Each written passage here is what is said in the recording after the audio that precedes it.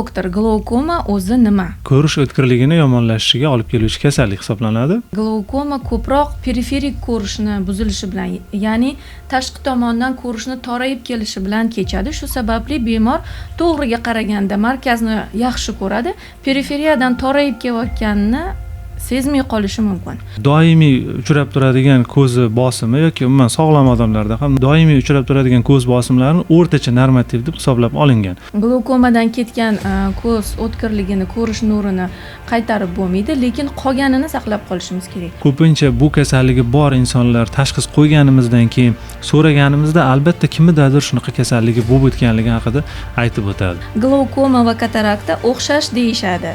Ularni qanday farqlash mumkin? Glaukoma kasalligida shu qadar bemorni o'zi bilmagan holatda o'chirib qo'yadi. Yoki bo'lmasam burchakdan ko'radida, yonboshlatib ko'rishadi, mana ko'ryapman deyshadi. O'zi aslida burchakdan bitta teshik orqali ko'rayotgan bo'ladi aslida.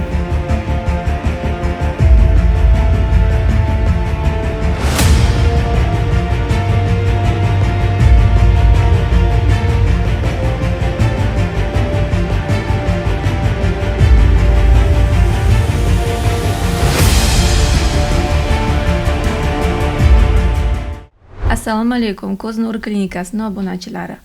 Men Bekjonova Aziza Solijonova. Bugun birgalikda vrachimiz Hamidov Ma'ruf Abduvahobovich bilan birgalikda glaukoma kasalligi haqida kelib tushgan savollarga javob berishga harakat qilamiz. Assalomu alaykum, hurmatli Ko'z nuri klinikasi kuzatuvchilari. Bugun juda ham bir qiziq mavzuni sizlar bilan ko'proq ma'lumot berib, bu haqda sizlarni ogohlantirib, bu mavzu haqida, bu ko'z kasalligi haqida ko'proq sizlarga ma'lumot berish maqsadida studiyaga kelib o'tiribmiz.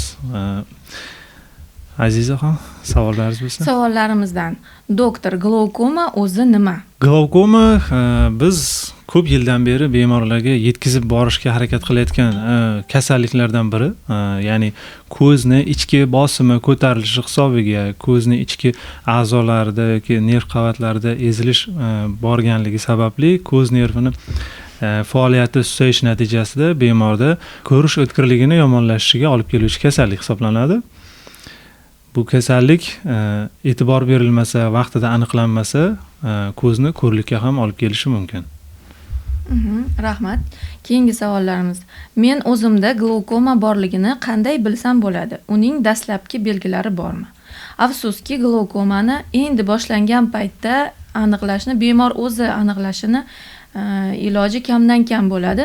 Sababi glaukoma ko'proq periferik ko'rishni buzilishi bilan, ya'ni tashqi tomondan ko'rishni torayib kelishi bilan kechadi. Shu sababli bemor to'g'riga qaraganda markazni yaxshi ko'radi, periferiyadan torayib kelayotganini sezmay qolishi mumkin. Shuning uchun uni endi boshlangan paytida bemor o'zi mustaqil o'zida shu narsa borligiga tashxis qo'yishi yoki bunga gumon qilishi kamdan kam bo'ladi. Endi boshlangan bosqichlarida. U keyinchalik juda ham o'tlashganda, ko'ruv maydoni juda ham torayib qolgandagina keyin bemorga o'ziga bilinishi mumkin. Shu darajaga o'tib ketmasligi uchun o'zimga borligini shu o'zim tashxis qo'ya olaman deb o'ylamasdan chuqur tekshiruvdan o'tish kerak. Har bir bemor yoki har bir 40 dan oshgan odam bir yilda bir marta hech bo'lmasam tekshiruvdan o'tish kerak, uni erta aniqlash uchun. Bu gapga qo'shimcha qilmoqchi edim. Glaukoma bu doktorimiz aytganlaridek ochiq burchakli glaukomada xuddi shunday kechadi. Ammo glaukomani boshqa turida, yopiq burchakli glaukomada bemor ko'zida og'riqlar sezadi. Bu og'riqlar ko'pincha tunda yoki tongga yaqin bo'lishi mumkin. Undan tashqari, ba'zida bemorlar yorug'lik manbaiga, chiroqqa qaraganda chiroqning atrofida shu'lalar bo'lishiga shikoyat qilishi mumkin. Ba'zan esa og'riq sekin asta ko'z tomonda boshlanib, bosh tomonga uzatilishi bilan xarakterlanadi. Bunday og'riqlar nevrologik kasalliklarda ham ko'p uchraydi. Shuning uchun nevropatologlar ham bu kasallik glaukoma bo'lishi mumkin, biz tomonidan bo'lmasligi ham mumkin degan shubha bilan ko'z doktorlariga bemorlarni tekshiruvga yuborishi kerak deb hisoblayman. Afsuski, bunaqa bo'lgan paytda uje kech bo'ladi. Bu erta aniqlash emas, bu uje belgi berib boshladi, og'riq berdi, pristup berdi. Pristupdan keyin uje ko'zda bo'lgan bosim yuqori bo'lganda bo'lgan nervdagi o'zgarishlarni pristup berib bo'lib, og'riq berib bo'lgandan keyin уже qaytarib bo'lmaydi. Orqaga yo'l yo'q. Bo'ldi, уже ketgan hujayralar ketdi shu paytda, o'lgan hujayralar. Shuning uchun shu darajagacha olib bormaslik kerak. Erta aniqlashga harakat qilish kerak. Faqat og'riq paydo bo'lishini kutib, u pristup berib boshga og'riq, ko'zga og'riq berish darajasigacha borsa, уже bo'ldi, уже keyin orqaga qaytarib bo'lmaydi bo'lgan o'zgarishlarni. Keyingi savolimiz, glaukoma ko'z bosimi bilan bog'liq deyishadi. Agar ko'z bosimim normal bo'lsa, demak menda bu kasallik bo'lmaydimi? Glaukoma norma bosim bilan, ya'ni normal ko'z ichki bosimi bilan birga kechishi ham mumkin. Tashxisimizda shunaqa tashxis bor. Glaukoma normalniy glaukoma ko'z ichki bosimi normada bo'lishi bilan kechadigan tashxisimiz bor.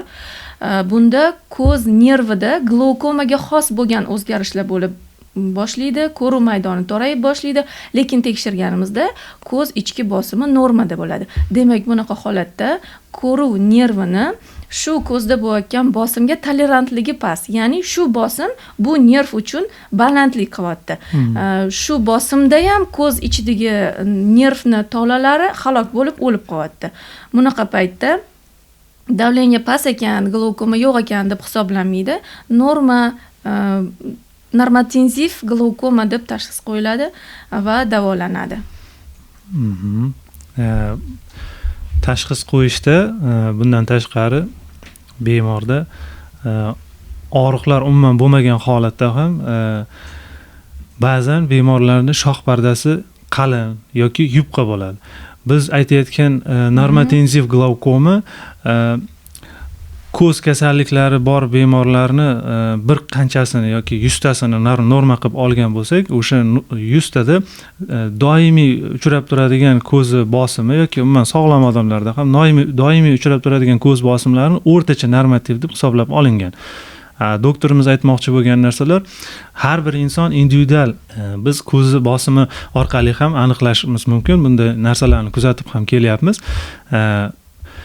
Bu normadagi ko'z bosimi ayrim insonlar uchun norma bo'lmasligi mumkin. U bosim o'sha bemorning ko'zi uchun ko'plik qilayotgan bo'lishi mumkin. Buni biz tekshiruvlar natijasida aniqlaganimizdan keyin bemorga yoki tomchi yoki boshqa davolash choralarini buyurib boramiz. Rahmat.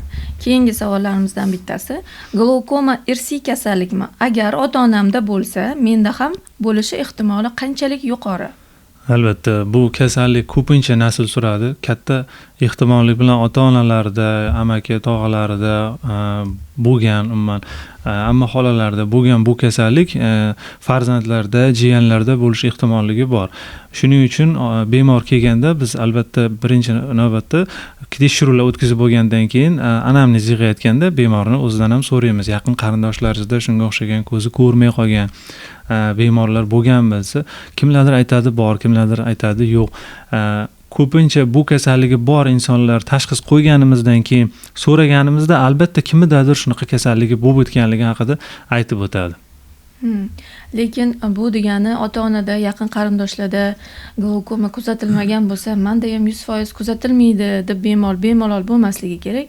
Chunki biz ota-onamizni bilamiz, buvi dodamizni bilamiz. Undan oldingilarni ba'zida ko'p holatlarda tanimaymiz va ularda nima kasalliklar bo'lganligi haqida bizda ma'lumot bo'lmaydi ko'pincha. Shuning uchun har bir odam baribir o'zini sog'lig'iga e'tiborli bo'lgan holda albatta chuqur tekshiruvdan o'tib turish kerak. Keyingi savol, agar glaukoma aniqlansa, uni butunlay davolash mumkinmi yoki faqat nazorat ostida ushlab turiladimi? Xuddi shunday, bemorning sog'lig'i, ko'zining sog'lig'i nazorat ostida ushlab turiladi. Bu degani davolamaslik kerak ekan degan tushuncha paydo bo'lmasligi kerak.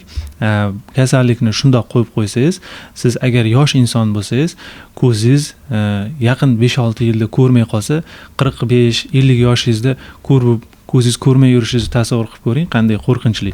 Shuning uchun nazoratda yursangiz, doim ko'zingizni davleniyasi normada ushlab turilsa, siz 50 yosh emas, balkim 60, balkim 70 yoshga borib ko'zingizda nuringiz so'nishi mumkin. 70 yoshga kirganingizda o'ylab ko'ring, qancha hayotingizdagi bo'lishi mumkin bo'lgan narsalarga erishib bo'lgan bo'lasiz. Har holda vaqtli ko'r bo'lib qolgandan ko'ra nazoratda ushlab yurib, operatsiyasi kerak bo'lsa operatsiyasini, dorilarini bo'lsa dorilarini tomizib yurib, bir yilda 1-2 marta ko'rikdan o'tib, har oy 3 oyda ko'z bosimini o'lchatib turish ko'zingizni, zreniyasini, ko'z nurini, umrini uzaytirishga sabab bo'ladi. Xuddi shunaqa bizning vazifamiz, vrachlarning vazifasi glaukoma bilan kasallangan bemorni ko'zidagi hujayralarning umrini iloji boricha uzaytirish. Qo'limizdan kelgancha ularni saqlab qolishga harakat qilish. Glaukomadan ketgan ko'z o'tkirligini, ko'rish nurini qaytarib bo'lmaydi, lekin qolganini saqlab qolishimiz kerak. Shuning uchun doim tekshiruvda, kuzatuvda bo'lamiz. Ko'zni ichki bosimi, ko'ruv maydoni, ko'ruv nervini holatini doim tekshirib turamiz, lekin glaukoma tashxisi bu bir umrga qo'yiladigan tashxis. Lekin bu degani har bir bemor baribir ko'r bo'lib qoladi degani emas. Glaukoma tashxisi olinmaydi, doim bir umr bemorda qoladi, lekin umrining oxirigacha ko'zi ko'rib yurishi mumkin. Nazoratda yursa, ko'z ichki bosimini normada ushlab tursa, kerakli miqdorda oziq moddalarini berib turib, davleniyani, ko'z ichki bosimini tushirib turib, tekshiruvda olib yurib turib, kerakli muolajalarni tavsiya qilib turib, kerak bo'lsa jarrohlik amaliyotini o'tkazib turib, ko'zni umrini, ko'z ichidagi nerv hujayralarining umrini uzaytirish vazifamiz va bemorning umrini oxirigacha shu ko'rib turib yashashiga harakat qilamiz shu orqali. Keyingi savollarimizdan bittasi, tomchilar yordam beradimi? Ularni umrboqiy ishlatishga to'g'ri keladimi? Ha, tomchilar yordam beradi. Lekin bir dorini tomizasiz, keyinchalik unga o'rganish hosil bo'lgandan keyin u dori ishlamay qolishi mumkin. Keyin boshqasiga almashtiramiz. U ham qanchadir vaqt yaxshi ta'sir qiladi, keyin ishlamay qolishi mumkin. Keyin kombinirованный, ya'ni ikkitasi bittada bo'lgan dorilarni beramiz. U ham qanchadir vaqt ishlaydi, keyin ta'sir qilmay qolishi mumkin. Undan tashqari har bitta ko'z ichki bosimini tushiradigan ko'z tomchilarini zararli ta'sirlari bor. Ko'zda quruqlik paydo qilishi, xuddi qum tiqilgandek hissi paydo bo'lishi, shu narsalar kuzatilishi mumkin. Umrbod dori tomizishga to'g'ri keladi. Agar operativ yo'l bilan, ya'ni jarrohlik yo'li bilan davolanmasa, glaukoma tashxisi qo'yilgan bemor umrbod dori tomizishiga to'g'ri keladi. Umrbod dori tomizishni xohlamasa, jarrohlik yo'li bilan ko'zni ichida bosim oshgan paytda tashqariga chiqarib turish uchun kanal yo'l ochib qo'yamiz. Shu orqali ko'z ichidagi bosimni doim muallaq ushlab turish mumkin. Bunda keyin ko'z ichki bosimini tushiradigan dorilarni tomizmasligi mumkin bo'ladi bemor. O'shanda operatsiya yoki lazerni qandaydir glaukomaga yordam beradigan lazer usulini tanlab, shu dori tomizishdan bemor xalos bo'lishi mumkin. To'g'ri. Keyingi savollarimizdan bittasi, glaukoma jarrohlik operatsiyasini talab qiladimi? Qachon dori bilan davolash yetarli? Qachon operatsiya zarur bo'ladi? Dori bilan davolash, tomchi dorilar, bular hammasi ko'zni ichki bosimini tushirishga qaratilgan. Ular qachonki ta'sir qilishdan to'xtasa va har qanday dorida ham ko'zni ichki bosimi yuqoriligicha, ya'ni normadan yuqoriligicha qolaversa, bemorga jarrohlik amaliyoti yoki lazer bir usuli tanlanadi va bemorga taklif qilinadi. Shundan so'ng esa bosim tushgandan keyin bemor tomchilardan foydalanmasligi mumkin. To'g'ri. Glaukoma jarrohlik operatsiyasini talab qiladimi degan savol bu juda javob berishga mujmalroq bo'lgan, qiyinroq bo'lgan savol. Men to'g'risini aytib javob bergan bo'lardim, talab qiladi. Chunki men 100% bilaman, hech qaysi juda ham bir punktualniy bo'lgan odam ham umri davomida har kuni ertalab kechqurun 2 mahal dorini 100% tomiza olmaydi. Baribir esdan chiqib qoladi. Bir kun uxlab qoladi, dorisi tugab qoladi, esdan chiqmasa ham. Sotib olish esdan chiqib qoladi. Borsa ham aptekada yo'q bo'lishi mumkin. Topolmadim, mayli ertaga olarman deydi. 1-2 marta bo'lsa ham baribir o'tkazaveradi, 100%. Unaqa odam yo'q. Bo'ldi, men dorini oldim, har kuni 2 mahal tomizaman, operatsiya qilmayman deyish mayli bemor o'zi uchun shunaqa deb aytadi, lekin qila olmaydi shu ishni. Shuning uchun operatsiya qilib, ya'ni jarrohlik yo'li bilan davolab qo'ysak, ko'ngil xotirjam bemor uchun ham, vrach ham ko'ngil xotirjam, ko'zni ichidagi nerv hujayralari o'lib qolmayapti deb o'ylaymiz. Albatta. Lekin bo'ldi, men 100% tomizaman desa mayli, lekin shunda ham dorini ta'sir qilmay qolgan vaqtini o'tkazib yubormaslik kerak. Dori ta'sir qilmay qolib boshqa doriga almashtirish yoki jarrohlik operatsiyasini tavsiya qilish vaqtini o'tkazib yubormaslik kerak. Bu uchun bemor doim hech bo'lmasa oyda bir marta ko'z ichki bosimini tekshirib yurish kerak. Albatta. deb hisoblayman. Keyingi savollarimizdan bittasi, glaukoma va katarakta o'xshash deyishadi. Ularni qanday farqlash mumkin? Bu narsa endi ko'zida kimdadir yo kataraktasi yo glaukomasi bor odam aniq bu ikkita kasallikni qaysi biri o'zida borligini farqiga boradi. Endi bu savolni javobi ko'proq umuman bu kasallik haqida, ikkala kasallik haqida ham ma'lumotga ega bo'lmagan odamlarga bo'ladi bu javobimiz. Katarakta bu ko'z gavharini xiraligi. Glaukoma esa ko'z ichki bosimini oshishi. Bu kasallik bir-birini orqasidan kelishi mumkin, lekin birgalikda kelishi mumkin, lekin ikkovi ikki xil kasallik. Ko'z gavharini xiraligi ko'zni xiralashtiradi, to'g'ri. Glaukoma ham ko'zni ko'rishini, o'tkirligini xiralashtiradi. Lekin kataraktadan keyin gavhar shishi natijasida ko'z bosimi oshadigan bo'lsa, glaukomani o'zidan keyin chaqirishi mumkin. Bir-biridan keyin kelishi mumkin. Shuning uchun agar bu kasallik ikkisi ham aniqlanadigan bo'lsa, ikkisiga qaratilgan chora-tadbirlar qilinadi yoki kombinirованный ikki xil operatsiya bir vaqtda qilinishi mumkin. Shu orqali ko'zni ko'rishini ham, optik muhitlarini ham tozalab, ko'rishini o'tkirlashtiramiz. Davleniyasi bo'lsa, davleniyasiga qaratilgan chora-tadbirlar ko'riladi. To'g'rimi? To'g'ri, lekin o'zimda olib qarasa, doktor bo'lmagan odam uchun, vrach bo'lmagan xalqqa aytadigan bo'lsak, glaukoma va katarakta faqat ko'zni xira bo'lishi bilan o'xshash, boshqa hech qaysi tomonlari bilan o'xshash emas. O'zingiz menda glaukoma ekan, mana bu belgisi bor, menda katarakta ekan, bu belgisi bor deb tashxis qo'ymaganingiz ma'qul. Chunki ikkalasini ham belgilari bir-biriga o'xshaydi, kuzatish bo'yicha, lekin tekshiruvdan o'tgan paytda uni hech ham bir-biriga o'xshash tomoni yo'q. Tekshiruvdan o'tadigan bo'lsak, ko'z ichki bosimini tekshiradigan bo'lsak, biomikroskopiya qiladigan bo'lsak, ko'ruv maydonini tekshiradigan bo'lsak, u umuman ikki xil kasallik. Bemor o'ziga o'zi menda glaukoma ekan yoki menda katarakta ekan deb tashxis qo'yishga harakat ham qilmagani ma'qul, adashadi. Agar ikkalasi bo'lsa ham baribir vrachga murojaat qilish kerak, baribir spetsialist ko'rigidan o'tish kerak deb hisoblaymiz. Glaukoma bor odam hayot tarzida nimalarga e'tibor berishi kerak? Masalan, sport, ovqatlanish, kompyuter ishlatish yoki stress bilan ta'sir qiladimi? Albatta. Kompyuterlar unchalik bo'lmasligi mumkin, ammo stress kuchli ta'sir qiladi. Ko'z ichki bosimini oshishiga ham, asabiylashgandan keyin nerv tizimi faoliyati o'zgaradi. Bu yerda gormonlar o'zgarishi, suv balansi o'zgarishi, undan keyin esa ko'zning ichki bosimini o'zgarishiga sabab bo'ladi. Sport bilan shug'ullanishga keladigan bo'lsak, bemor qaysidir sport turlari bilan bemalol shug'ullanishi mumkin. Biz buni bemorga aytib o'tamiz. Mana bu sport turlari siz uchun ko'zingizdagi glaukoma xastaligiga aloqasi yo'q, bemalol shug'ullanishingiz mumkin.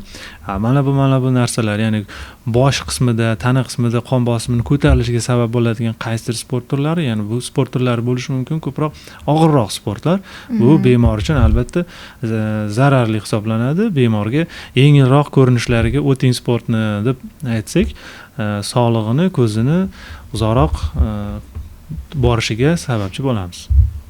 Sport bilan shug'ullanish deganda glaukomani pigmentli turi bor, ya'ni pigmentli glaukoma degan turi bor. Bunda ko'zi ichidagi suyuqlik aylanadigan kanalga ko'zi ichidagi rang tiqilib qolishi bilan kechadi. Bu rang qachon ajralib chiqadi? Qachonki qattiq sport bilan shug'ullanganda, og'ir mehnat qilganda, og'ir yuk ko'targanda yoki bo'lmasam boksyorlarda yuziga udar bo'lgan paytda, любой sport turida yuziga udar bo'lganda, qattiq silkinish bo'lgan paytda, qattiq kuchanish bilan ishlagan paytda haligi rang pigment ko'p miqdorda ajralib chiqadi. O'tirgan joyidan siljib ketadi. O'tirgan joydan siljib ketadiki, u ko'p miqdorda ajralib chiqib, suyuqlik aylanadigan kanalni tiqilib bekitib qo'yadi. bunaqa glaukomani bu pigmentli turida sport bilan shug'ullanish mumkin emas deb aytamiz. Bitta bemorimiz bor edi, sportsmen bemor bor edi. Aynan shunaqa pigmentli glaukoma bilan kasallangan. Ikkala ko'zda ham u boksyor edi. Ular qayta travma yuzidan travma oladi. Har kuni sport bilan shug'ullanadi, har kuni yuguradi, shug'ullanadi. Shu bemorimizda sport bilan operatsiya qildik, ikkala ko'zlarini ham ko'z ichki bosimi tushdi. Shunda ham baribir operatsiya qilib ko'z ichki bosimini tushirgan bo'lsak ham, keyinchalik kasbini juda ham o'zgartirishning iloji yo'q. Trenerlikka o'tasizmi? O'zingiz shug'ullanmang, trener bo'lib o'rgating, sizga mumkin emas deb tushuntirgan paytimiz bo'lganda, bitta shunaqa sportsmen, boksyor bemorimiz bor edilar. Juda ham bir qattiq stressga tushib, xafa bo'lib, endi shug'ullana olmas ekanman sport bilan deb. Shunaqa bemorlar kelganda qanaqadir ishimizdan qoniqish his qilamiz, to'g'rimi? Xursand bo'lamiz. Shu yordam bera olganimizdan xursand bo'lamiz. Shu inson masalan shunchaki tekshiruvga kelgan edi o'sha paytda, hech bir shikoyati yo'q edi, glaukomaga shubhasi ham yo'q edi. Shunchaki tekshiruvga kelgan bemor edi shu paytda aniqlangan.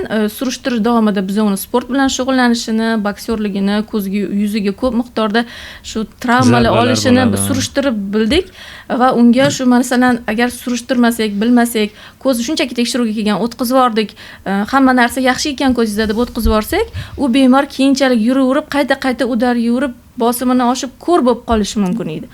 Endi men bu bemor masalan trenerlikka o'tib olsa ham kasbidan ham ayrilmadi, bolalarni o'rgatadi, lekin ko'zini saqlab qoldik. Shu ikkala ko'zini ham operatsiya qilib, Xudo xolasa uzoq yillar ko'rib yuradi deb umid qilamiz. Keyingi savollarimizdan bittasi: glaukoma ko'rishni butunlay yo'qotishga olib kelishi mumkinmi? Bu qanchalik tez sodir bo'ladi? Glaukoma o'zi yomonligi ham, bu kasallikni xavfliligi ham shu, ko'rlikka olib keladi. Bu qanchalik tez sodir bo'lishi ko'z ichki bosimini qanchalik baland bo'lishi bilan, qanchalik uzoq vaqt baland bo'lib yurishi bilan bog'liq bo'ladi. Hayot tarzi, bu kasallikni bilgandan keyin bu holat menda yo'q deb ishonmasdan tartibga, tomiziladigan dorilarni nimasiga, doktorlar qiladigan tavsiyalarga rioya qilmasdan, hayot tarzini o'zgartirmasdan, hozirgi mana sportsmen misol keltirdilar, ular mana hammasini to'g'ri qabul qilib, kasbini holatigacha o'zgartirib, bu qilganlari o'zini kelajagi va ko'zini ko'rib yurishi uchun sabab bo'lgan. Ba'zi bemorlar bor, bu gapni aytganingiz bilan ishonmaydi. Ishonsa ham rejimni 1-2 oy saqlamay qo'yadi. Bunaqa ko'zi ko'rmay qolib, qattiq og'riqlar bilan, pristuplar bilan kelib qolgan bemorlar juda ko'p. O'sha bemorlardan so'raganimizda, siz ko'zingizni ko'rmay qolguncha yuribsiz mana. Biron joyda ko'rindingiz desa, aytadi. Men o'tgan yil 2 yil oldin, 3 yil oldin shunaqa joyda, viloyatda, yerda ko'rikdan o'tganman, mana bunaqa dorilar tomizish tavsiya qilingan. Nimaga tomizmadingiz desa, 1-2 oy tomizdim, keyin hech narsa sezmadim, tomizmay qo'ydim. Tomizmasam hech narsa o'zgargani yo'q deb aytishadi. Vaholanki o'zgarish sekin astalik bilan ketadi.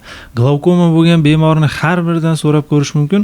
Ular ko'ruv maydoni qanchalik torayganligini o'sha holatda ham sezmaydi bemorlar. Ko'rib qolgan taqdirda ham aytadiki, men ko'raman deb o'ylaydi. Bitta ko'zini bekitganingizda keyin aytib qoladi, "Men ko'rmas ekanman rostdan ham" deb.